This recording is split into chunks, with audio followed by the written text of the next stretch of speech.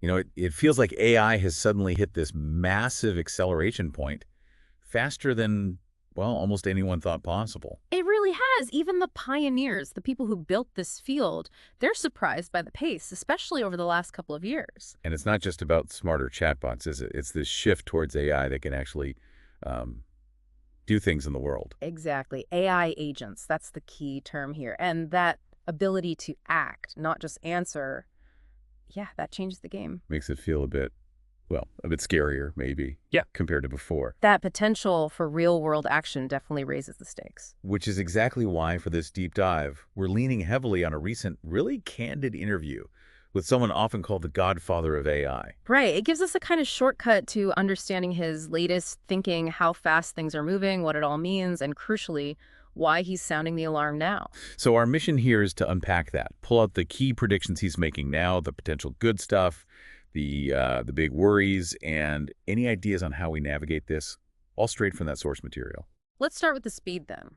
That seemed to genuinely surprise him. Yeah, he mentioned looking back just 2 years ago versus now. Yeah. His timeline for what he calls very capable AI systems, AGI, superintelligence, that kind of thing, it used to be maybe 5 to 20 years out. But that's changed significantly. Now he's saying there's a good chance it's more like 4 to 19 years away. 4 years at the low end. Wow. And maybe even a strong chance of it being here in 10 years or less. That's soon. Yeah. A real compression of that earlier forecast. And central to that worry seems to be these AI agents you mentioned.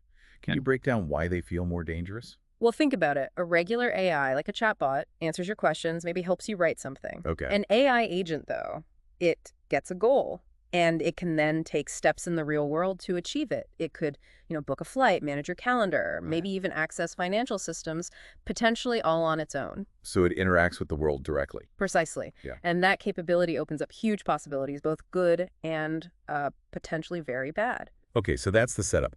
Faster timelines, more capable agents. But there is an optimistic view here too, right? Right. He painted a picture of the good scenario. Absolutely. He described this vision where humans are kind of like, well, he used the term dumb CEOs. Okay. We set the general direction, the big picture goals, and then these extremely intelligent assistants, the AIs, they handle all the complicated details, make everything actually work. So the human feels successful because the AI is executing flawlessly behind the scenes. Exactly. Leading to massive productivity boosts, potentially. And some specific areas looked really promising in this positive view. Healthcare, for instance. Oh, definitely. He sees AI revolutionizing healthcare. Think about reading medical images like x-rays or scans. Right. AIs are already getting close to human expert level, but the key is an AI can learn from millions of scans, way beyond any single human's experience. So they'll likely become considerably better than any human radiologist pretty soon. That's the expectation. And imagine a family doctor AI. It could know your entire genome, your full medical history, every test result. And never forget anything. Right. He mentioned studies showing AI plus a doctor already outperforms a doctor alone in tricky diagnoses. And drug discovery, too. Yeah, potentially speeding that up dramatically. Mm-hmm. Designing new molecules, predicting interactions. Huge potential. Then there was education. Another big one. Huge. We know a good human tutor can maybe double learning speed. He thinks AI could become these, perfect private tutors. How so? Because they could figure exactly what you're misunderstanding, and then give you the perfect explanation or example tailored just for you. So people could learn maybe 3 or 4 times faster. That was his suggestion, which, as he put it, is probably bad news for universities as they currently operate. But good news for people. Pretty much. Though he did think some parts of university, like doing original research in good teams, might survive. What about the climate crisis? Could AI help there? Potentially, yes. He mentioned things like designing better materials, think much better batteries, for example. Okay. Or maybe even helping figure out room temperature superconductivity. That would be game-changing for energy, allowing solar power from anywhere to reach cities miles away. Wow. He was a bit less convinced about AI for carbon capture, mainly due to the massive energy needed, but didn't rule it out. And generally just making industries more efficient. Across the board, yeah. Because AI is just fundamentally very, very good at finding patterns and making predictions from data, better than older methods. So huge productivity increases everywhere, like even call centers becoming way better. That was an example he gave, yes. Better interactions, faster resolutions, powered by AI. So you paint this picture. It sounds amazing. Better health, faster learning, more efficiency, help with climate. It's a compelling vision of the potential upside. Okay, but then we have to talk about the other side, the concerns. And this seems to be where his views have shifted quite sharply. Job displacement, for one? Yeah, he admitted he's much more worried about that now than just a couple of years ago. Why the change? Simply because the AI has gotten so much better, so much faster. He started listing jobs he sees at risk: call centers, secretaries, paralegals. Accountants, lawyers? Basically, he said doing anything routine. It's a broad category. Did he mention any jobs that might be safer? Interestingly, yeah. He speculated maybe investigative journalists might last longer because it requires initiative, maybe moral outrage, things that aren't easily replicated. But beyond jobs, Hmm. there's the really big one, the existential threat, AI taking control. Right. And he tackled this head on. He mentioned the general expert consensus puts the probability of AI getting much smarter than us and taking over somewhere between more than 1% and very likely less than 99%. Kind of a wide range. Which tells you how uncertain it is. What was his personal guess? His own gut feeling, based on everything he knows, he put it at 10 to 20%. 10 to 20% chance of AI takeover. Yeah, but he immediately followed up by saying how incredibly hard that is to actually estimate. Because, like you said, we have no experience of dealing with something truly smarter than us. We're flying blind, essentially. Pretty much. And the scary part is, it seems very likely they will get smarter if development continues. So eventually, we're going to find out if we can handle it. And even if AI itself doesn't stage a coup, there's the immediate risk of humans using it badly. The bad actors. Yes, and this is already happening, arguably. He pointed to mass surveillance, explicitly mentioning the situation with the Uyghurs in Western China as a chilling example. He even had a personal story about facial recognition failing on him. Yeah, just illustrating the current tech's imperfections, but the trajectory is clear. Then there are cyber attacks becoming far more sophisticated. Designing new viruses. That's a terrifying possibility. And manipulating information, creating deepfake videos to sway elections. He referenced Cambridge Analytica and Brexit, and also mentioned source material related to the Trump election as examples of past manipulation, suggesting AI makes this far easier and more targeted. Like personalized fake videos to incite anger. Exactly. And finally, the really grim one. Autonomous lethal weapons. Killer robots, basically. And countries are actually developing these now. He stated that all the major arms-selling nations are working on them. Okay, so two big buckets of worry.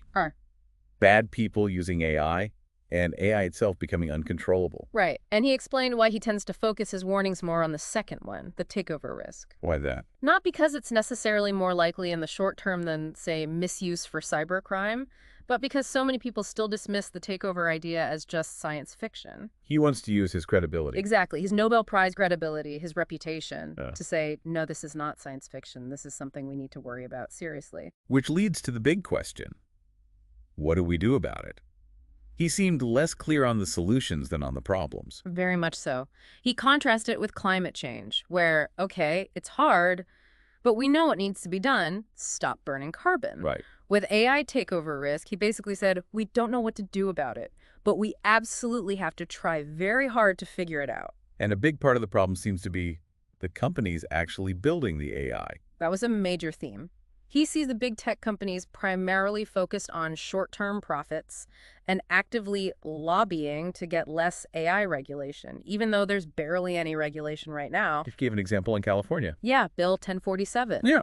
It proposed some pretty basic stuff like testing models before release and reporting the results, sensible safety measures, you'd think. The companies. Didn't even like that, he said. They fought against even that minimal level of oversight. He didn't sound optimistic about regulation happening under the current U.S. administration either. Yeah. Mentioned concerns about AI companies and Trump, based on the source. Yeah, he expressed that concern, framing it as companies potentially aligning with political figures who might favor less regulation. He also mentioned Elon Musk's sort of complicated stance, worried about safety, but also releasing powerful models. Which brings us to releasing the weights. Why did he call that crazy? Okay, so training these huge AI models costs a fortune, hundreds of millions of dollars. That cost is a barrier. It stops, small extremist groups or criminals from getting their hands on the most powerful AI. Right, they can't afford to build it themselves. Exactly. But when a company releases the weights, the core parameters of the trained model, it's like giving away the blueprints in the engine. Ah. Suddenly, a small group only needs a few $1 million, not hundreds, to take that powerful foundation model and fine-tune it for their own purposes, maybe designing bioweapons, running massive disinformation campaigns, whatever. So it dramatically lowers the barrier for misuse. It's not like open source software where people are debugging code. No, he was clear on that. People don't really debug the weights. They just use the powerful foundation model that someone else spent a fortune creating. His analogy was, nuclear weapons, you don't give away the fissile material. But isn't concentrating all this power in just a few big companies also dangerous? That's the common argument. It is, and he acknowledged that. But his counter was, again, the nuclear analogy. Having a few major powers with nukes, well, not ideal, is probably still better than everybody controlling them. Having this AI power diffused everywhere, available to anyone, that might be even riskier. His view on the company's motives was pretty stark. Not acting in society's best interest. Pretty much. He pointed out they are legally obligated to maximize profits for their shareholders. That's their primary driver. He said he wouldn't be happy working for them now. Even Google, where he spent years. Yeah, he felt less comfortable with Google than before, though maybe still more so than some others. He mentioned disappointment over Google getting involved in military AI work after saying they wouldn't. Why did he think they did that? He speculated maybe they were worried about political pressure, about being ill-treated by the current administration if they didn't cooperate. He even said he still holds Google stock, but would be happy if regulation tanked the price if it meant humanity survived. That's quite a statement. He used OpenAI as a specific case study too, didn't he? About safety getting sidelined. He did. Pointed out it was founded specifically for superintelligence safety, but that focus went more and more into the background. They cut back on safety research commitments. Yes, reneged on dedicating a certain percentage of computing power to it, trying to go fully for-profit, lost key safety people like Ilya Sutskever. And that whole drama around removing Sam Altman. He called the timing naive, suggested the employee revolt was maybe less about loyalty to Altman and more about the fact that their shares were about to vest right after the attempt at ouster, protecting their payout, essentially. He touched on NDAs and secrecy too. Briefly. Said he somewhat muzzled himself, but it wasn't a huge deal for him personally. But the OpenAI share issue becoming public, that was a big deal, showing where priorities might lie. What about the U.S. trying to stay ahead of China in AI, export controls, that kind of thing? His take was that in the long run, it won't make a huge difference. It might slow China down for a few years, sure, Yeah. but it mainly forces them to accelerate building their own domestic AI industry. He argued, thinking of it as simple race is wrong. How so? Countries won't cooperate on things like killer robots, probably, but on the existential threat from superintelligence, they have to cooperate because we're all in the same boat. He drew that parallel to the US and Soviets managing nuclear risk during the Cold War. Okay, another tricky issue. Fair use. AI learning from everything humans have ever created. Yeah, this is complex. He used the analogy of musicians learning from others that's not theft. AI learns patterns similarly. But the scale is different. Massively different. As he put it, no musician has ever put every other musician out of business. There's a concern that AI, trained on artists' work, could then replace them. And governments aren't protecting creators enough. He mentioned Britain. He expressed concern that governments might just let AI walk off with it all, which feels unfair to the human creators whose work built the foundation.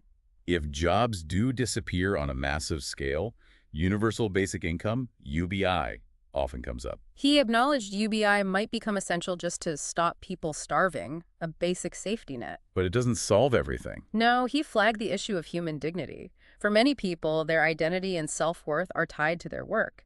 UBI doesn't replace that.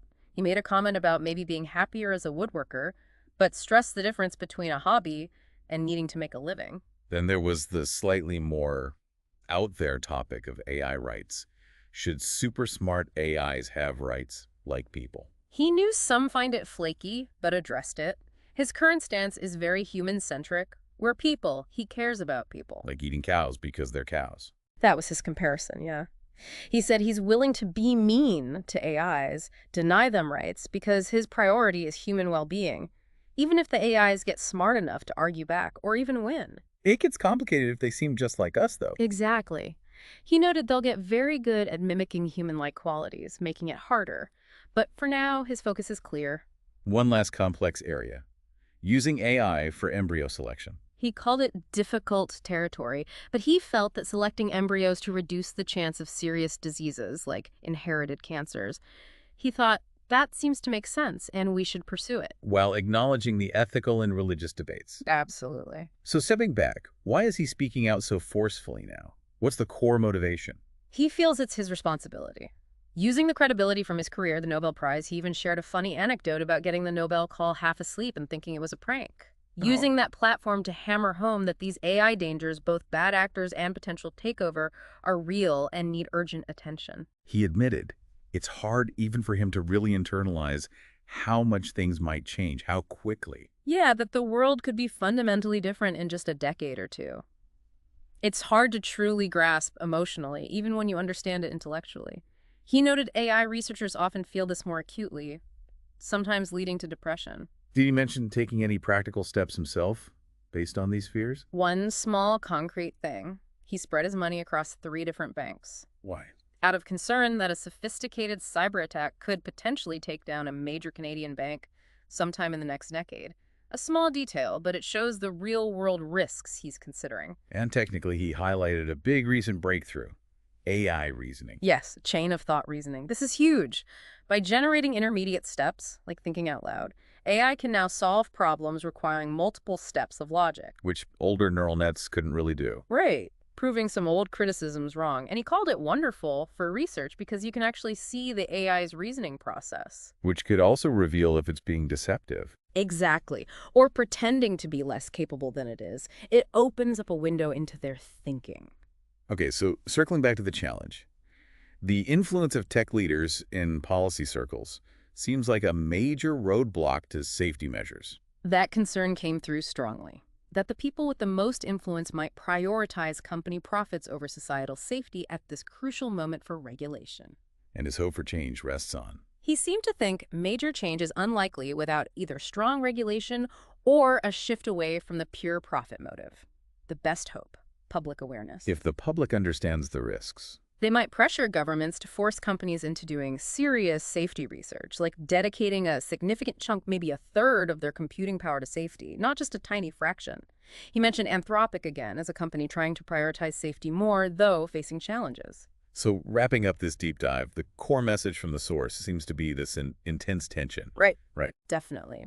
Mind-blowing potential benefits, health, education, efficiency, alongside genuinely scary risks, job loss, misuse, even existential threat, all happening incredibly fast. And the companies driving it are focused on profit, actively resisting safety regulations that experts think are vital. Yeah. It leaves us on a really uncertain and challenging path.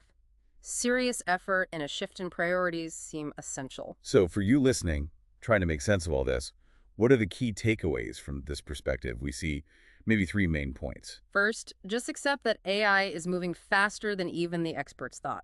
The risks are real, and they go way beyond job losses to include those bigger, scarier possibilities. Second, be really clear-eyed about the companies building this stuff. The source suggests their main driver is profit, and they're actively lobbying against the safety rules many experts want. And third, the main lever for change might actually be public pressure. Understanding the stakes and demanding action from governments seems like the best bet for ensuring serious safety research and sensible rules. It leaves us with a pretty profound final thought, doesn't it? As we get closer to creating intelligence much greater than our own, can we actually design it so it never wants control? Especially when human goals are so messy and conflicting already. What does that really mean for our future?